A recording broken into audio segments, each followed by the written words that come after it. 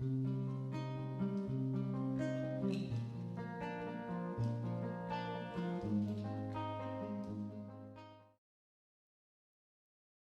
vidéo est le réenregistrement d'une conférence étant tenue le 18 septembre 2022 à l'occasion des Journées européennes du patrimoine au sein de la chapelle du Dougillard à Soudan, en Loire-Atlantique. Cette conférence vise à exposer l'histoire de ce prieuré érémitique situé aux confins orientaux de la Bretagne. Dans un premier temps, nous étudierons précisément le contexte de création au XIIe siècle, puis nous passerons à l'étude de l'environnement et de l'implantation de l'habitat au Dougillard, et nous terminerons par une brève chronologie de l'évolution de la chapelle du Moyen Âge à aujourd'hui. Nous connaissons l'acte de fondation du prieuré du Dougillard grâce à une transcription d'une partie du cartulaire de l'abbaye de Nivoiseau, située à une trentaine de kilomètres de Dougillard en Anjou, réalisée au XVIIIe siècle par Don Mousseau, qui date la fondation du Dougillard autour de l'année 1135. Paul Marcheguet, qui réétudie au XIXe siècle ces transcriptions du cartulaire de l'abbaye de Nivoiseau, date lui la fondation du prieuré entre 1112 et 1130. Bien plus tard, il y a quelques années, Franck Tessier et notamment Jean-Claude Meuret dirigent une publication autour du cartulaire de l'abbaye de Nivoiseau et date la fondation du Dougillard entre 1139 et 1142. Cet acte est particulièrement intéressant car il nous donne à voir plusieurs aspects de la société médiévale locale, et notamment la hiérarchie feudale existant au XIIe siècle à Soudan. Cet acte cite deux groupes de tenanciers donnant en aumône leurs terres et leurs bois avec l'aval de leur seigneur pour qu'il soit établi le prieuré du Dougillard. Leurs terres dépendent d'une hiérarchie seigneuriale qui est la véritable décisionnaire et qui est assez bien renseignée dans cet acte. Le premier groupe, d'une vingtaine d'individus, le fait avec l'assentiment de quatre autres, qui sont désignés par le terme de fratresse. Ce terme a été interprété par Jean-Claude Meuret comme désignant des frarècheurs. La frarèche est un système de propriété en commun, voire en indivision sur une terre. Nous sommes ici dans un cas probablement apparenté aux co-seigneuries, peu documenté en Bretagne et qui concerne là le niveau le plus bas de la hiérarchie seigneuriale. Nous remarquons également que des droits sur le bois de chauffe, le bois de construction et le glandage des porcs sont cédés sur des bois possédés en commun par l'élite seigneuriale. Ces frarècheurs dépendent alors d'un autre seigneur qui est Esgatus, Egat, qui est alors le capitalis dominus de la terre du Dougillard. C'est-à-dire qu'il est le seigneur principal de la terre sur laquelle est constitué le prieuré de l'abbaye de Nivoiseau. L'acte désigne également un autre groupe de donateurs situé de l'autre côté d'un chemin, ex altera parte viae, et dans lequel nous pouvons également reconnaître un certain Robertus de Bresse. Nous y reviendrons. Ce deuxième groupe de donateurs le fait donc avec l'assentiment d'un autre dominus, d'un autre seigneur, qui est Rivalonus, et qui est alors le principal seigneur de Soudan. À la fin de cet acte, nous retrouvons également une dizaine de témoins qui sont cités, à commencer par Geoffroy de Chateaubriand, qui est le principal seigneur local, et également un certain Aubert de Corbéris, Aubert de Corbière, Robertus de Corbéris, ici souligné. Donc ce qui est intéressant, c'est que ce Robertus de Bresse et ce Robertus de Corbéris, on peut les retrouver, en tout cas les toponymes, nous pouvons les retrouver dans la commune de Soudan, notamment au sud-ouest de la commune. Donc ici, nous retrouvons Corbière, en lisière de la forêt de Junier-des-Moutiers, et ici Bré. Bré a l'air d'être une localité particulièrement ancienne. Le toponyme est sans doute d'origine celtique gauloise, mais nous retrouvons également une église à Bré dans une charte dite de Louis VI le Gros en 1123 et qui dépend alors du diocèse de Nantes. Ce qui est intéressant,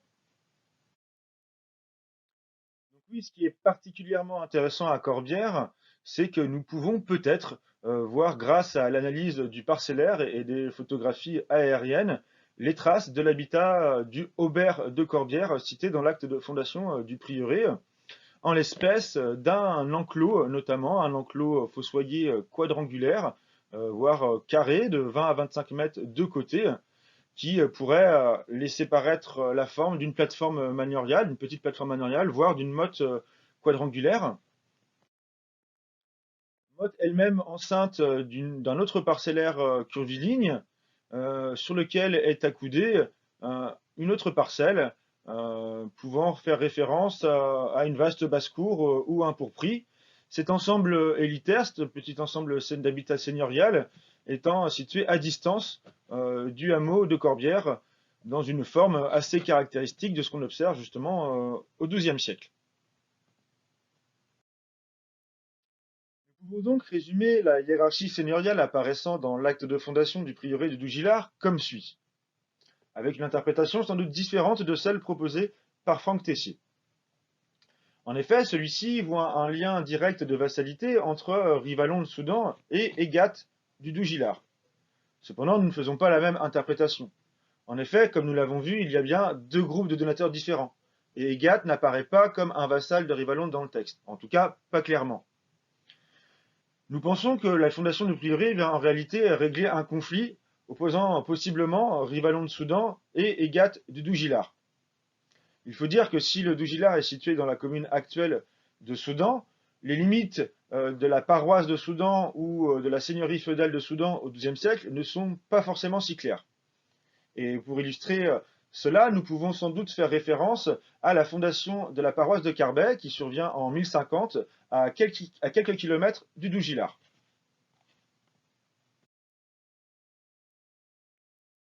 À cette époque, le comte d'Anjou trouve un accord avec le seigneur de Châteaubriand pour créer une paroisse sur des terres pour lesquelles Rivalon de Soudan, le grand-père du Rivalon mentionné dans l'acte du Dougillard, donc pour lesquelles Rivalon de Soudan sera dédommagé. Celles-ci doivent accueillir la communauté monacale d'un dénommé Jonas de Marcy-et-Robert qui fuit les violences guerrières opposant Briand de Châteaubriand et Robert de Vitré. Donc la paroisse de Carbet, nous la voyons ici, donc située non loin du Dougillard, et ici la frontière entre Bretagne et Anjou qui se fixe à partir du XIe siècle. Donc la fondation de cette paroisse de Carbet a été interprétée par Jean-Claude Meuret et d'autres, comme Claire Lamy et Julien Bachelier, comme l'élaboration d'une zone sanctuarisée entre Bretagne et Anjou, marquant l'une des dernières évolutions donc, de cette frontière. Il nous paraît alors très probable que, comme à Carbet, la création du Dougillard intervienne elle aussi dans le cadre du règlement d'un conflit de vassalité ou de territorialité entre Esgat et Rivalon.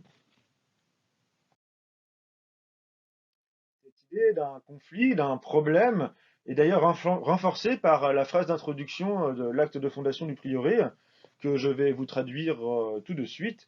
Comme ainsi soit que Dieu Tout-Puissant veille et désire toute chose être faite au profit des hommes et salut des âmes, et que souvent de fois permettent d'un mauvais commencement venir à une bonne fin.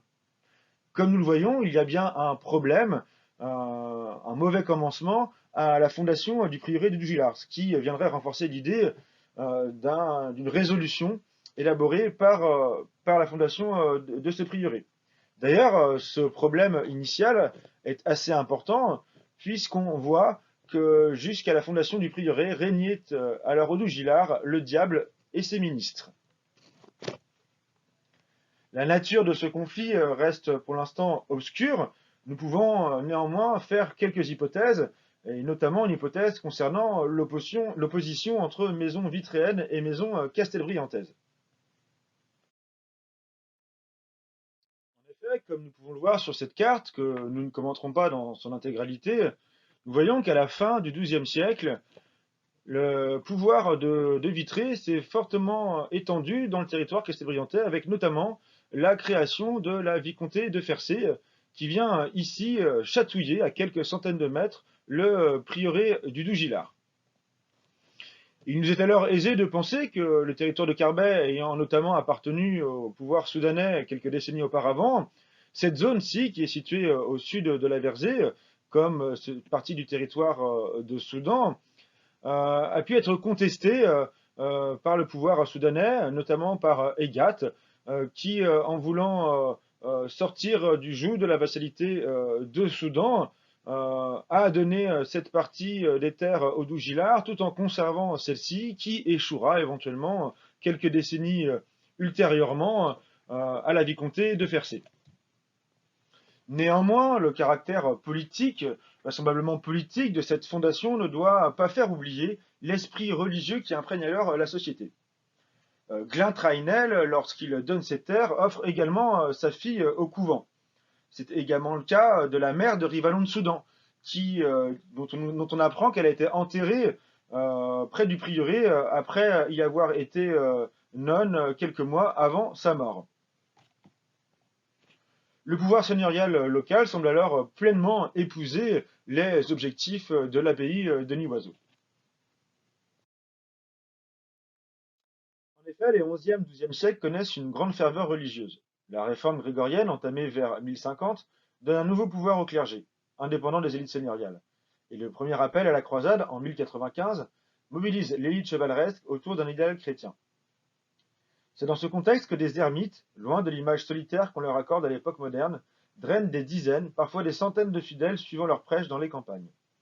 Sans doute désireux de fixer ces populations itinérantes, mais aussi de consolider les expansions territoriales de leur châtellenie, le pouvoir seigneurial, les pouvoirs seigneuriaux, leur font don de terres, souvent désignées par le terme désert, c'est-à-dire des terres à défricher et mettre en culture.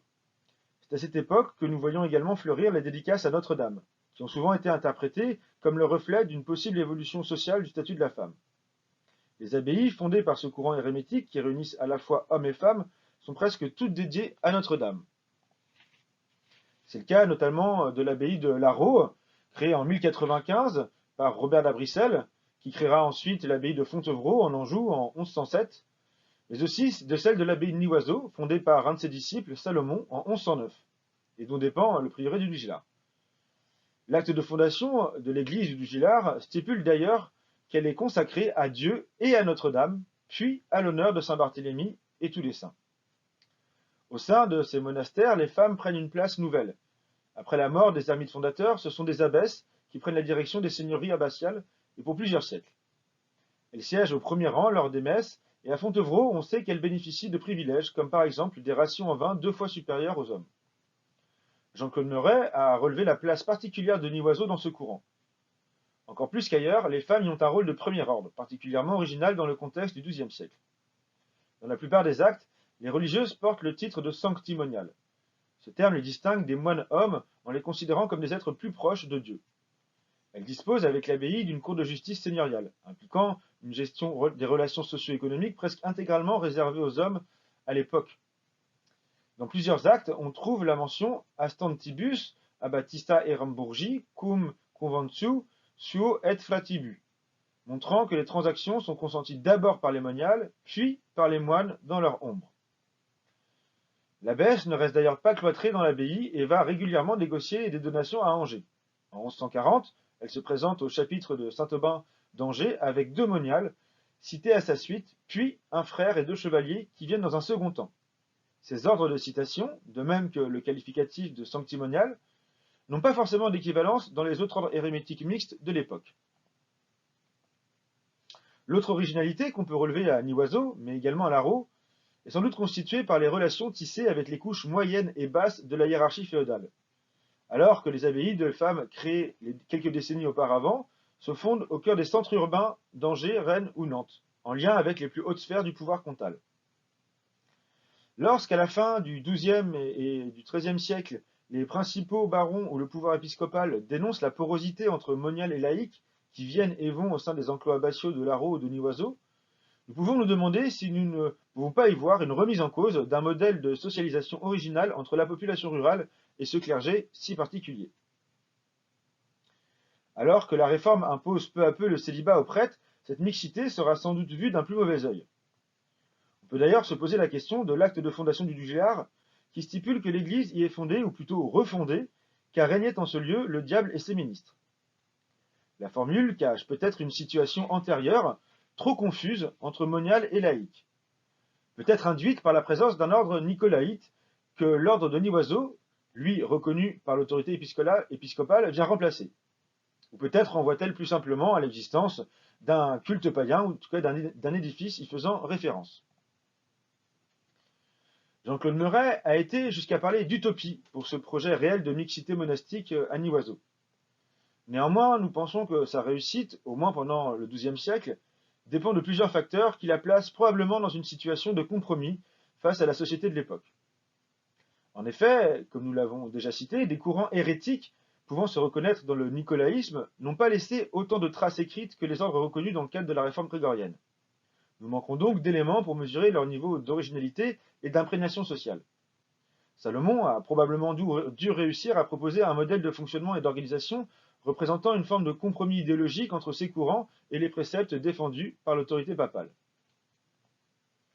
Son caractère original et novateur a sans doute pu être permis par la perspicacité politique de Salomon et des deux premières abbesses Hérenbourg Ier et II, qui s'adjoignent le soutien de seigneurs châtelains en quête de légitimité. Pour Nivoiseau, nous parlerons notamment du seigneur de Poncé-Martigny, et qui multiplient notamment les créations de paroisses. Celles-ci se font notamment dans le cadre de conquêtes de nouvelles terres agricoles et de défrichements dans des zones aux confins des pouvoirs épiscopaux et comtaux. Cet éloignement géographique avec des grands centres de pouvoir permet sans doute une plus grande liberté de mouvement et est probablement l'une des clés de compréhension de la réussite de ces ordres hérémétiques et en particulier de celui de Nivoiseau.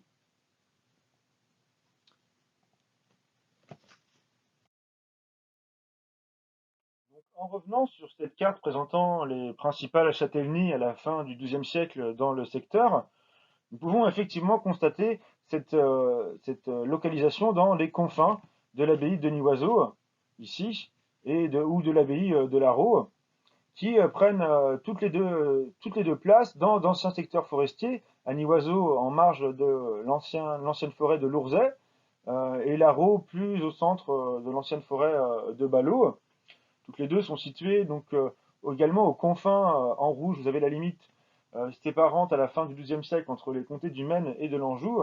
En bleu, la limite séparante entre les diocèses d'Angers et du Mans. Mais également du côté breton, les limites en jaune et en vert marquent l'évolution de la séparation entre les diocèses de Nantes et d'Angers à la fin du Xe siècle et à la fin du XIIe siècle. Donc ces zones de confins, comme nous le disions, sont propices certainement à l'expérimentation sociale menée dans ces abbayes et offrent une plus grande liberté dans un contexte de défrichement. Après avoir présenté ce contexte historique de création de l'abbaye du Dougillard, nous allons nous attarder, nous allons zoomer un peu plus pour étudier les conditions d'implantation spécifiques plus locales donc autour du Dougillard. Donc, pour étudier l'environnement proche du Dougillard et les conditions d'implantation de l'habitat, nous allons emprunter des outils à la méthode archéogéographique. Celle-ci repose sur plusieurs points, plusieurs outils, notamment le cadastre napoléonien, qui nous renseigne énormément sur la microtoponymie et la morphologie parcellaire avant la mécanisation agricole. Également, cette méthode permet aussi d'analyser les informations altimétriques et l'ensemble des informations concernant les réseaux de formes dans le paysage pour une meilleure compréhension des morphologies parcellaires. Nous avons également la photo-interprétation, c'est-à-dire l'analyse des photographies aériennes. Enfin, la principale atout de cette méthode est ce qu'on appelle la compilation des données dans un système d'information géographique qui nous permet notamment une analyse à plusieurs échelles.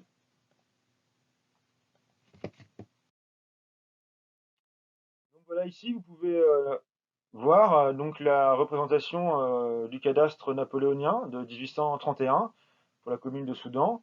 Donc c'est un découpage de plusieurs états de sections. Donc sur ce plan, nous remarquons la chapelle, mais également le prieuré, toujours en élévation. Nous avons également une parcelle nommée Lande du Moulin. Donc ça, c'est assez intéressant, puisque nous n'avons pas connaissance de moulin à proximité du Dougillard, à côté d'une parcelle nommée Lande de l'Étang. Donc c'est aussi intéressant, puisque l'étang du Dougillard, enfin qu'on appelle l'étang du Dougillard face à la chapelle, est quand même situé relativement loin de ces parcelles, à un peu plus de 200 mètres, près de 200 mètres. On peut penser que l'étang fait référence peut-être à cette mare qui a pu être plus grande à une certaine époque. Et donc nous trouvons également une pièce de la vigne près du Dougillard. Donc il faut savoir qu'au début du XIXe siècle, on en trouve de manière assez commune proche des habitations. Les landes du Dougillard, effectivement, à côté, mais aussi des parcelles nommées les Gennières. Donc les gennières, ça fait probablement référence à la terre jaune du secteur, qui a pu servir dans la réalisation de mortiers de construction. Et d'ailleurs, juste à côté, nous trouvons des parcelles nommées les peurières, c'est-à-dire les carrières. Euh, Nous avons aussi une parcelle nommée la cave. Alors là aussi, on est probablement en face d'une carrière, donc on ne voit pas trop la parcelle puisqu'elle est légèrement chevauchée par le recoupement des états de section. Et néanmoins, cette petite parcelle est très certainement une carrière en lien avec la construction de la route de Châteaubriand à Segré, passant par Pensée, qui est achevée vers 1830. Donc là, nous savons que cette cave-là, nous pouvons la dater, contrairement aux carrières que nous avons, aux plurières que nous avons ici. En vectorisant le plan cadastral, nous pouvons nous permettre de gommer la route alors toute récente de Châteaubriand-Segré, passant par ici, afin de nous faire une meilleure représentation du paysage pré-industriel. Nous pouvons également y ajouter les informations altimétriques, en l'occurrence des courbes de niveau à 1 mètre. Avant d'observer la morphologie parcellaire, nous attirons l'attention sur des anomalies de ces courbes constituées par des ouvrages de l'époque moderne, à savoir une voie ferrée et un bassin de rétention. L'observation des courbes de niveau nous révèle également la possibilité d'une extension plus vaste de la mare située près des landes de l'étang, ce qui expliquerait notamment le nom de la parcelle. Cet étang a pu constituer une retenue de moulin hydraulique, expliquant l'éventuelle présence de la parcelle nommée les Landes du Moulin également. Entre les deux étangs, nous trouvons une petite fontaine, probablement aménagée lors de la construction de la route Châteaubriand-Segré, ici le point bleu, en 1830. Elle est située sur une succession de parcelles longilignes, pouvant traduire un ancien chemin longé d'un fossé reliant les deux étangs. Or, le nom du Dougilard est Ductu Gislardi en latin. Nous retrouvons le terme ductu dans la dénomination des aqueducs, qui désigne alors une canalisation hydrique. Nous pensons donc que le nom du Dougilard pourrait venir d'une canalisation reliant une source au lieu-dit, et qui serait constituée par ces parcelles longilignes. Mais nous possédons également quelques informations archéologiques nous permettant de contextualiser l'implantation de l'habitat au Dougilard, à savoir la présence d'un probable cimetière dans la parcelle nommée la pièce de la vigne, reconnue par les anciens propriétaires qui retrouvaient régulièrement des os en labourant le terrain. Mais également une voie d'origine protohistorique ou antique reconnue comme un tronçon de la voie de Carhaix à Angers. Nous voyons qu'à proximité de la chaussée de l'étang et du prieuré du Dougilard, le tracé de cette voie bifurque brièvement. Le tracé a probablement été dévié, mais nous pouvons sans doute reconnaître dans certains linéaments parcellaires son implantation initiale, notamment ces linéaments-ci. Nous pouvons donc facilement supposer que la voie proto-antique de Carhaix-Angers passait initialement au nord de la chapelle et du prieuré. Il faut imaginer que l'étang du Dougilard n'existe probablement pas avant le second Moyen-Âge, en tout cas pas dans cette disposition avec les levées de terre actuelles. La mention du ductu, qui coupe la voie proto-antique, renvoie alors probablement à un aménagement antique ou légèrement postérieur. En effet, on peut aisément supposer que cette source, rare sur le tracé qui suit le chemin de crête, a pu constituer très tôt une halte propice pour se désaltérer sur cette voie de grand parcours. Au-delà de la morphologie vicinale, on peut aussi déduire quelques informations. En effet, nous remarquons l'ébauche d'une ellipse parcellaire d'un peu moins de 2 hectares à l'ouest du hameau. Ici. Mais également un bâti orienté différemment des autres et qui suivrait l'orientation du ductus Gislardi. Ce bâtiment serait également entouré d'un petit enclos. La forme générale pourrait rappeler la morphologie de certains habitats élitaires fossoyés du Moyen Âge central, un peu à l'image de celui que nous avons observé à Corbière. Peut-être que nous avons là les traces du logis manorial d'Esgat, ou éventuellement de celui des frères Recher, Lechat et Trainel. Nous pouvons également observer dans les photographies aériennes des formes intéressantes, Notamment ici, une anomalie phytologique autour du prieuré du Dougillard, donc, ici, qui semble traduire un enclos fossoyé légèrement circulaire, donc autour du prieuré. Mais également là, un enclos fossoyé quadrangulaire, situé à l'ouest du Dougillard, et qui est coupé par la voie proto-antique de Carhaix à Angers. Nous remarquons également une forme d'enclos carré, que nous reporterons sur le plan du parcellaire. Et ici, des traces très difficilement interprétables, mais qui semblent traduire plutôt une maçonnerie.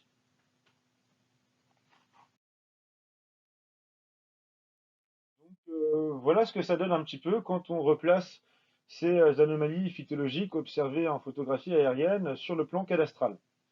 Nous pouvons notamment observer ici l'enclos fossoyé interrompu autour du prieuré, et qui est notamment interrompu au niveau du passage de ce que nous avons interprété comme le tronçon initial de la voie proto-antique Carhaix-Angers.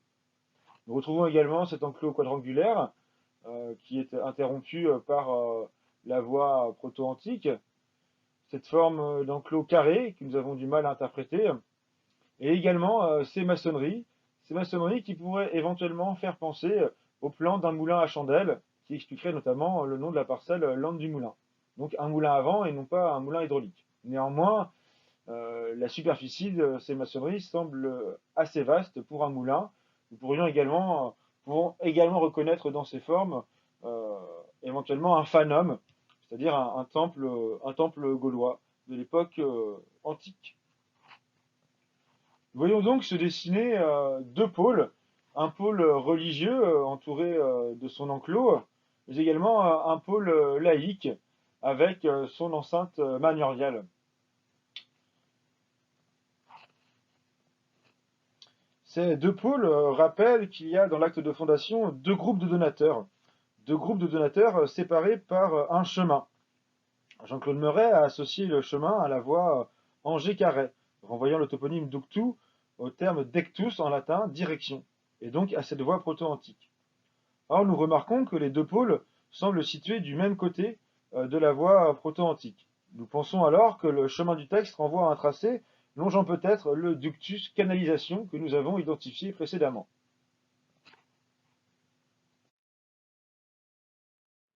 Donc nous avons déjà parlé tout à l'heure d'un chemin qui pourrait être symbolisé par ces parcelles longeant le ductus gislardi. Nous observons également qu'un large chemin s'étend vers le sud en suivant le ruisseau découlant de l'étang du Dougillard. Et ce chemin mène notamment à des sites archéologiques importants, notamment celui des Châteliers à Soudan, qui pourrait être d'origine proto-historique.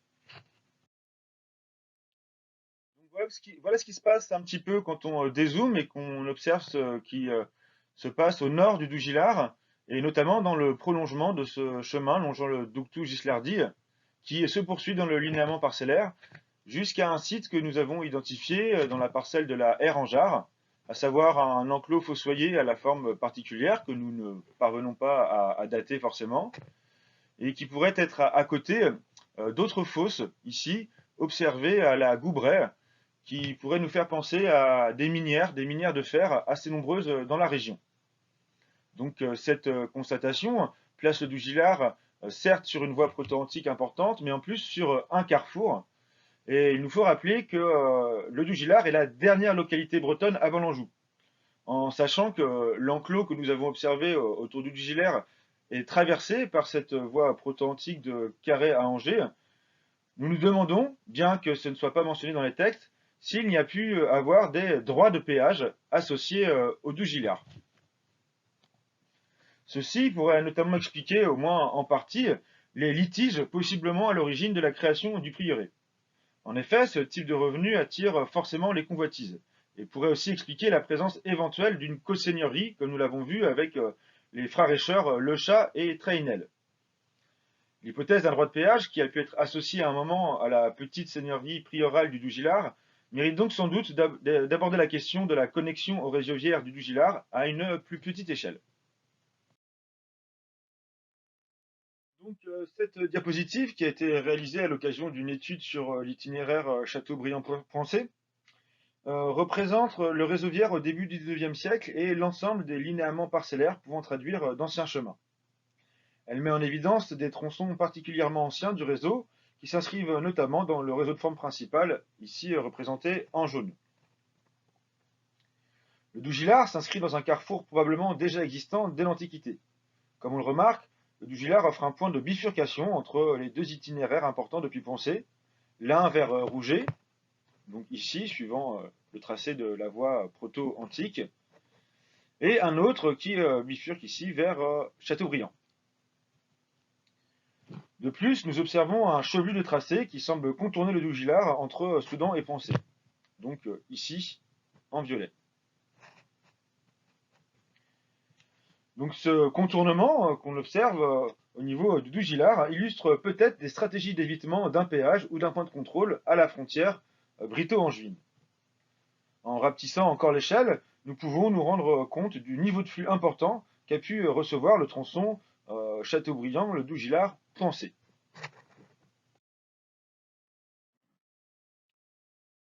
Donc sur cette carte, nous pouvons voir en noir les tracés des voies présumées antiques dans la région, et en gris les tracés de la carte géométrique de Bretagne réalisée en 1771 par Jean Auger. Les tracés en orange mettent en évidence les routes du début du XIXe siècle existant entre Châteaubriand et la façade atlantique, avec sa riche production de sel entre Vannes et la presqu'île guérandaise. Le sel est une ressource essentielle pour les périodes pré-industrielles. Nous pouvons constater la présence d'un tronçon antique fouillé et assez bien documenté par Jean-Claude Meuret au niveau de la Domlèche, près de Lusanger, donc ici. Donc nous perdons son tracé avant Saint-Aubin-des-Châteaux, mais nous pouvons supposer qu'il continuait vers la cité antique de Béret, près de Châteaubriand, alors que son orientation semble indiquer la direction de Guérande. La localisation du Dougillard placerait donc le prieuré à un point de jonction potentiel entre cette voie venant de Guérande et la voie Carhaix-Angers. Les dynamiques diachroniques du réseauvière observables sur cette carte entre la presqu'île guérandaise et le Castelbriantais, porte d'entrée vers le Maine et l'Anjou, ancrent d'une certaine façon la territorialité de l'ancestral pays de la Mai, ici figuré en orange, dont l'histoire ne semble pas complètement indépendante de celle du Dougillard. La Mai est reconnue à partir du XIe siècle dans les sources écrites. Au XIIe siècle, on sait que c'est une sénéchaussée, c'est-à-dire un territoire militaire, divisé entre les baillis de Guérande et Châteaubriand. En 1253, c'est également une archidiaconée, c'est-à-dire un territoire religieux, divisé entre le diacre de la Roche-Bernard, près de Guérande, et celui de Châteaubriand.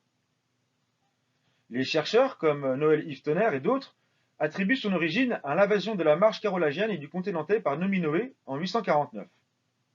Le roi breton expulse alors l'évêque de Nantes, un dénommé Actard, dépendant de l'archevêché de Tours, pour y placer un proche originaire de Vannes. Quelque temps plus tard, un compromis est trouvé avec Actard qui réclame ses droits sur le diocèse de Nantes, et l'évêché est plus ou moins divisé en deux, le prêtre vanntais siégeant à Guérande et récupérant une large partie nord du diocèse. Ce qui est intéressant de noter, c'est notamment le nom de ce prêtre vanntais dirigeant cette partie du diocèse de Nantes. Et oui, il s'appelait Gillard. Alors, bien sûr, il y a de fortes chances que l'homonymie relève de la coïncidence. Pourtant, la localisation correspondrait bien avec l'interprétation du dectu comme dectus, faite par Jean-Paul Meuret, c'est-à-dire direction. Le du Gillard marquerait alors la porte d'entrée vers le territoire de Gillard. Quoi qu'il en soit, le Dougillard apparaît comme un carrefour important, probablement dès l'Antiquité, propice à l'hypothèse que nous y faisons d'un péage. L'existence de deux foires annuelles au XVIIe siècle renforce également cette idée de carrefour frontalier qui perdure probablement, dans une certaine mesure, jusqu'à la fin de l'Ancien Régime. Donc, pour résumer, nous pouvons dire que le Dougillard a été un carrefour de peuplement important dans l'histoire de Soudan. Notamment par le fait de la présence d'un pouvoir laïque, qu'on observe dans les textes, mais aussi dans le parcellaire, la présence d'une église, puisque la chapelle est bien nommée Ecclesia dans le texte de l'acte de fondation, la présence très probable d'un cimetière, mais aussi une forte connexion au réseauvière, comme nous venons de le voir, avec la présence de ressources économiques, donc ressources économiques possibles, éventuellement un péage, peut-être des moulins, mais aussi du sable, du bois, des carrières, et aussi des terres arables. Nous sommes donc là certainement en face d'un village médiéval, un petit village médiéval, ayant pour origine une occupation antique, en lien notamment avec cette voie Carré-Angers. Donc après s'être attardé sur cette période de constitution du prieuré au Dougillard, nous pouvons conclure en présentant les grandes phases d'évolution du prieuré et du Dougillard du Moyen Âge à aujourd'hui. Donc il faut savoir qu'on a très peu de sources écrites depuis l'acte de fondation et que dès le XVIe, XVIIe siècle, les moniales ont très probablement déjà déserté le lieu. La prieure receveuse demeure alors au Bourg-en-Nonain en Anjou en 1626. En 1620, le seigneur de la Galinière, en Soudan, possède une métairie et exploite probablement les terres du prieuré. Peu avant sa mort en 1713, l'ancien curé de Soudan, Charles Mounier, est mentionné comme chapelain du Dougillard. Peu après la Révolution, la chapelle sert d'église paroissiale pendant un temps, alors que celle du bourg a été incendiée. En 1860, la municipalité effectue des travaux et ampute la moitié de la nef.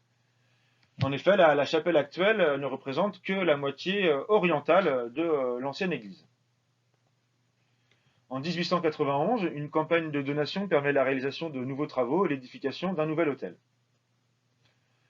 Enfin, au XIXe siècle, on voit l'émergence de nouveaux saints patrons, mais également la multiplication de dévotions et de dépôts d'ex-voto, liés notamment à la guérison de maladies de peau ou de toutes sortes de choses similaires.